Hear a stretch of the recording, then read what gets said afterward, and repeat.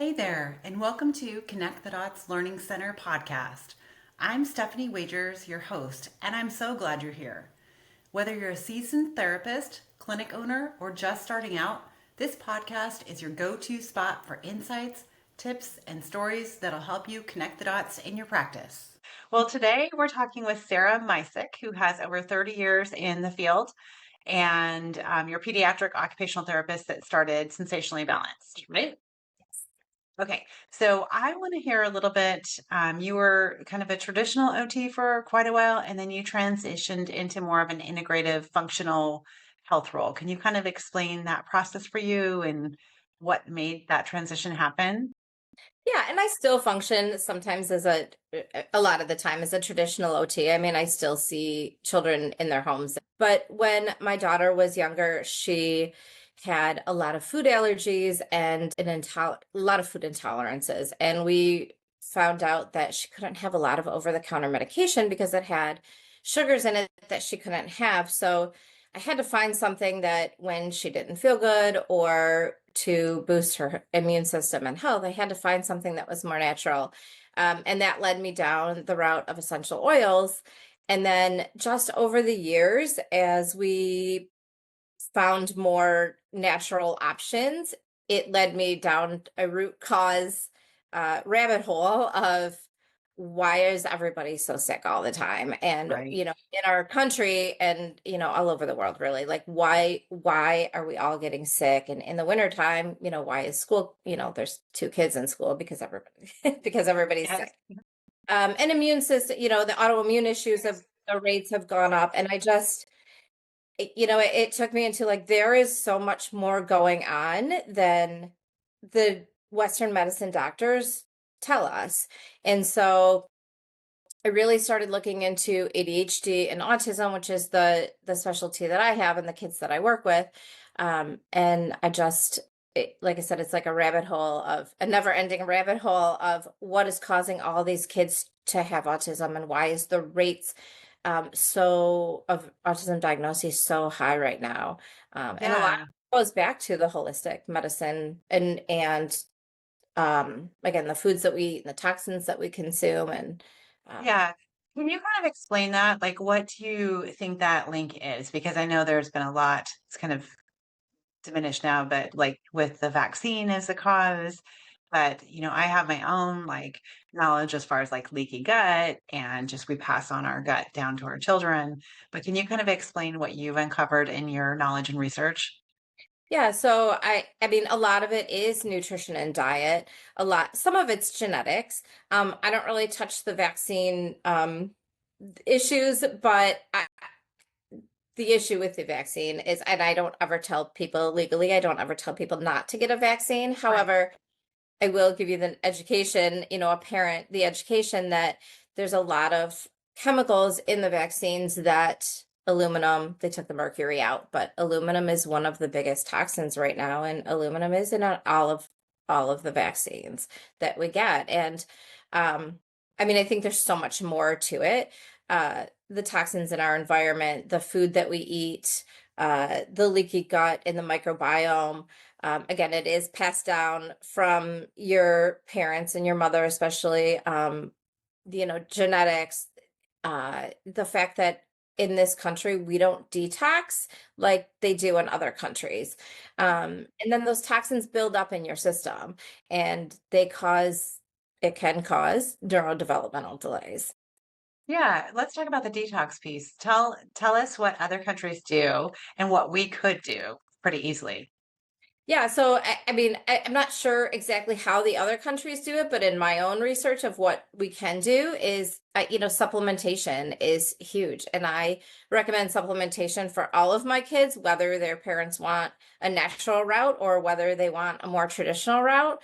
My own family supplements. And so a lot of supplementation is just supporting your gut, number one for Mhm. detox, is because I look at it as a funnel, and if you're putting all this bad stuff into that funnel and the bottom of that funnel is clogged, all it's going to do is overflow and leak into your system and Right. cause systemic inflammation, which is just inflammation all over your whole body. Okay. And then so we need to unclog that funnel so that all of that can go and come out through, going to the bathroom and sweating and sneezing and our saliva and all of that. All of those toxins need to come out somehow. And when that funnel is clogged, they can't come out. So we need to open up those, what we call drainage pathways, open Yeah. up that so that the bad stuff that we take into our bodies, the harmful ingredients, we can pass those out Okay. through drainage pathways. What would you say are some really basic supplements that somebody that is not eating a healthy diet right now, or their kids aren't, they're just doing the traditional Western diet, they don't take vitamins, they don't do any of that, where would you tell them to start? Yeah, so I always start with a multivitamin, and one that has especially methylated folate, because folic acid is synthetic and it's really toxic to our systems and causes that clogging of that funnel and those drainage pathways. So there are some supplements that I prefer. There's some that are over the counter. There's some that are more better quality, but that are a little bit more on the pricier side. So for my own clients, like I order them wholesale and then just sell them to them at a wholesale cost. Um, Okay. and that's just a service that I provide to my own clients. But a good quality multivitamin with methylated folate. And then the other thing that I look for in a multivitamin is methylcobalamin instead of Mm. cyanocobalamin. It's a B12, and cyanocobalamin is not as good as methylcobalamin. Um, Okay. and then the other thing that I always recommend is a D vitamin, D2 and K3, because you need K vitamins to process out those D vitamins. And those are the two supplements that I typically recommend to families, especially because most of the kids that are ADHD or autistic are picky eaters, and they eat a lot of carbs and they don't eat a lot of fruits and vegetables, and they're not getting the vitamins and minerals and the nutrients that they need in their system. Right. Okay. So you mentioned picky eaters, and how do you handle the kiddos that you cannot get to take a supplement? Yeah. How do you address So, that? smoothies if they'll drink one, and we mix it Okay. into the smoothie. Some kids, love the sugar, so they love the chocolate. Like if it comes down to you need to add cocoa powder or melted chocolate to a smoothie to make them eat it, like it's not going to be the end of the world to get that. It's like the vitamins are going to outweigh the chocolate. Are these liquid vitamins in that you're recommending, or are they Some of them capsules? are crunchy, some of them are chewy. They do have some brands have liquid, and if a kid is really that picky that they're not going to eat something crunchy or chewy, the gummies, then I will suggest a liquid. Okay. But I usually try and incorporate it in. Sometimes if you mash up, like especially for the crunchy ones, if you mash it up with a little bit of water or make a simple syrup with like a fruit like strawberries or something sweet, or just sugar and water. You can even do like a simple syrup. It's very easy. You can mix that in and sweeten it up a little bit. Again, the good of the vitamins is going to outweigh the little bit of sugar that you're getting them. And usually if you mash it up and make it a liquid, they'll take that. But yes, it's a challenge getting picky It's a eaters. challenge. It is a challenge. We see so many kiddos that will eat McDonald's French fries, and that is it pretty much. Yes, the carbs are strong. The carbs are strong, and McDonald's, yeah, has a monopoly on that. Yeah. Can you tell me a kind of a story about maybe a kiddo that you saw that came in, had a really unhealthy gut, and what behaviors you saw related to that? And if you did supplementation, like what was that transition look like? What did it look like over time? Yeah, I actually have one kid, he's 13 now, that I've been seeing since he was a baby. Off and on, I see him off and on. But he was G-tube fed, he had Wow. microcephaly, he ended up with a diagnosis of autism. Uh, and his mom was just fabulous about doing, using the recommendations that I gave her. She has also seen a lot of naturopathic holistic doctors that have put him on supplementation too, but uh, it's really the behaviors that you see, especially in 1.5 and 2 year olds, is typically when kids start that diagnosis process, or parents start to be concerned because they have speech delays. And then that's Right. when we as OT gets called in. The biting, the kicking, nonverbal behaviors, throwing yourself down on the floor, kids that have speech delays, the emotional regulation, physical symptoms include constipation, diarrhea, vomiting, reflux. Again, picky eaters is a behavior of that leaky gut because they don't, what they take in, it doesn't make their gut feel good. Right. And I also recommend, typically on the subject of eating and nutrition, is gluten-free and dairy-free diets, because going dairy-free going gluten-free makes a huge difference. And it's not that the wheat is necessarily the allergy or the gluten is the allergy, but it's the glyphosate that is sprayed on our farms in the US. In Okay. most And that's why people that have gluten intolerances can eat gluten in other countries. Is it correct? And I am gluten intolerant. I am Most too. likely, most likely I have celiac disease, but I've been gluten-free for so long that I am not willing to go get tested for celiac. But genetically, it's in my genes. Yeah. Um, and I can eat flour, regular flour from Italy. Huh. So I With ordered one piece of bread. Yeah. Yeah. Well, and I make it, we make pizza dough and bread from that. So You order it online from Italy? from Amazon, yeah. It's Oh, I'm Caputo. gonna have to get It's that link from you. no, I'm not no sponsors, but yeah, No, no. it's Caputo's brand, and it is gluten free, but it's not wheat free. So, but it's imported from Italy, and it's great. And so that's, again, it's not that they can't handle the wheat, but Hmm. gluten-free makes a huge difference in terms of decreasing, again, going back to the toxic chemicals, decreasing those toxic chemicals that we're putting into our body, which is Yeah. impacting our gut health and microbiome, which is the Yeah. good and bad bacteria in your gut. So the kiddo that you were referring to with microcephaly, 13-year-olds, what did his transition look like as he started to supplement Yeah, well, into now OT? he is off the G tube. Okay. He is totally oral fed. He still, obviously, he still has diagnosis of autism. His language, he's a Gestalt processor, so he's very repetitive in his language.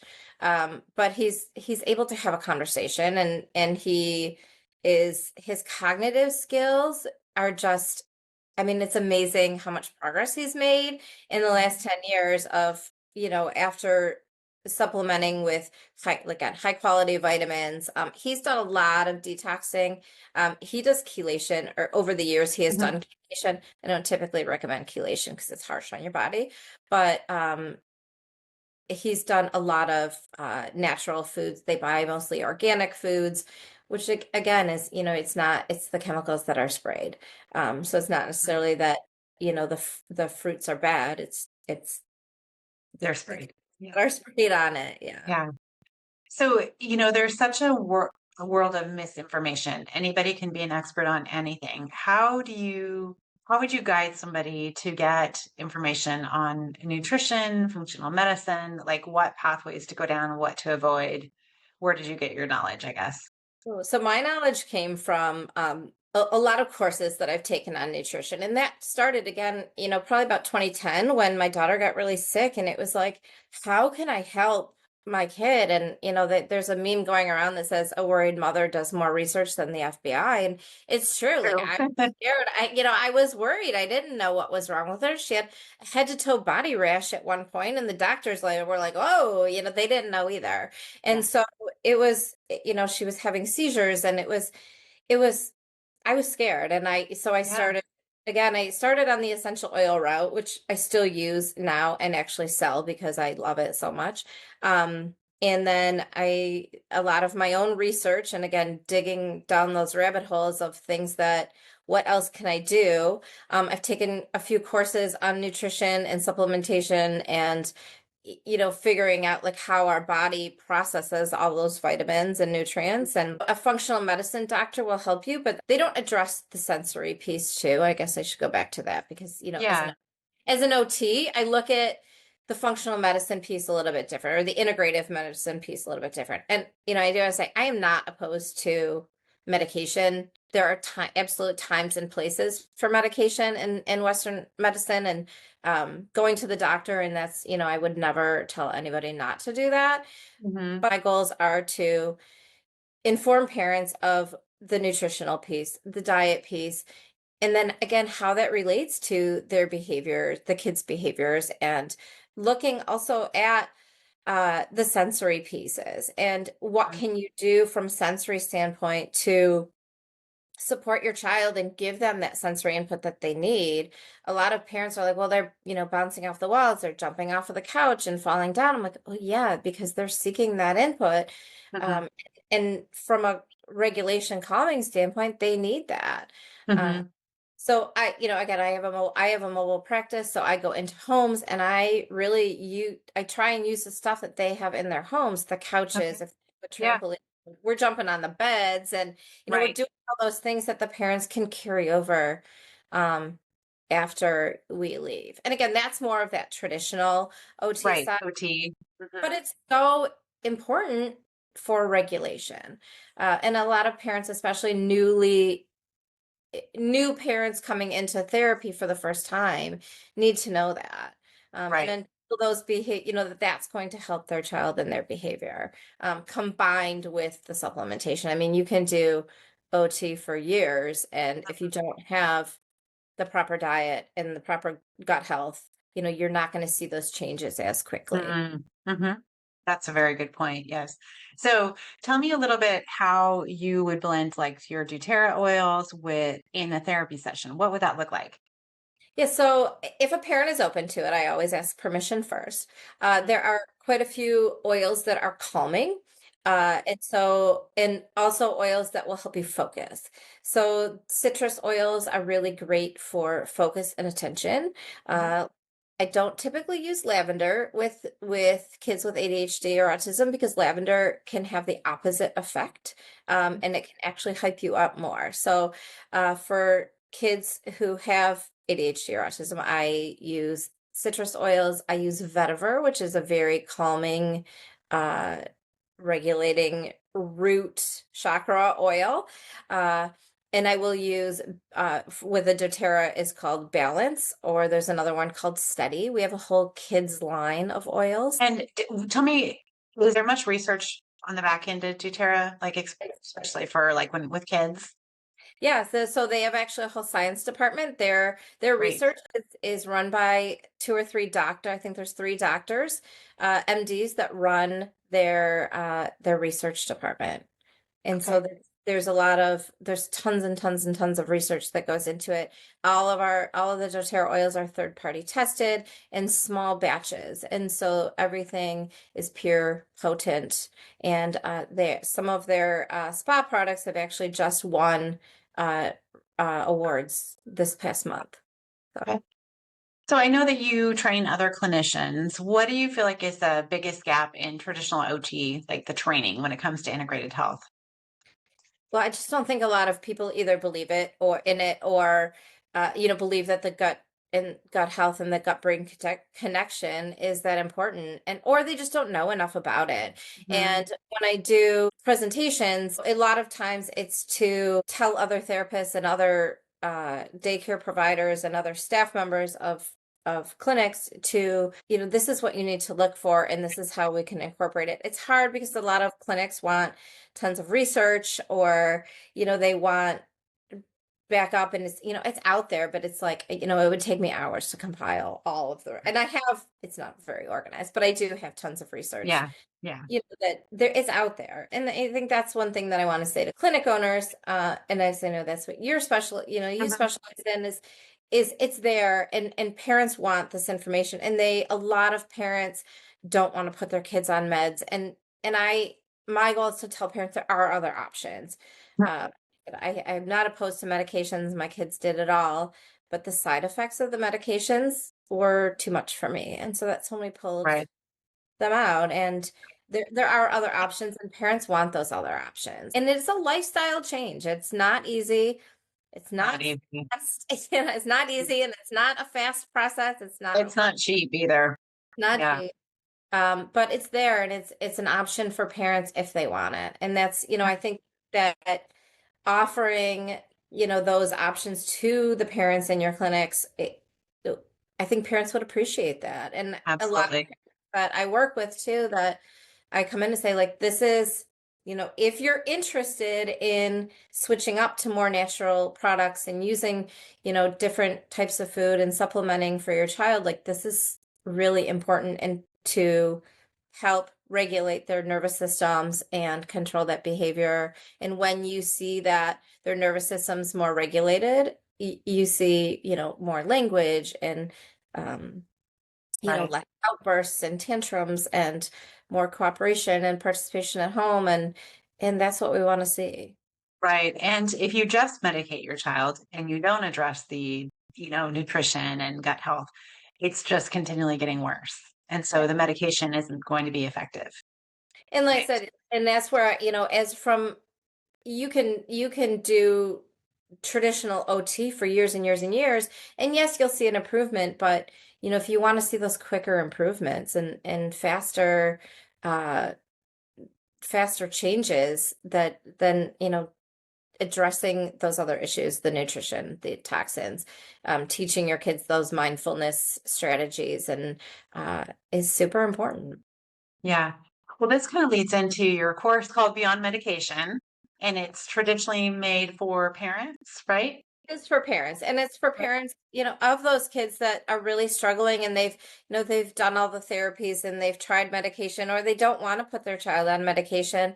And it's just, again, giving parents other options. And here are strategies that you can use.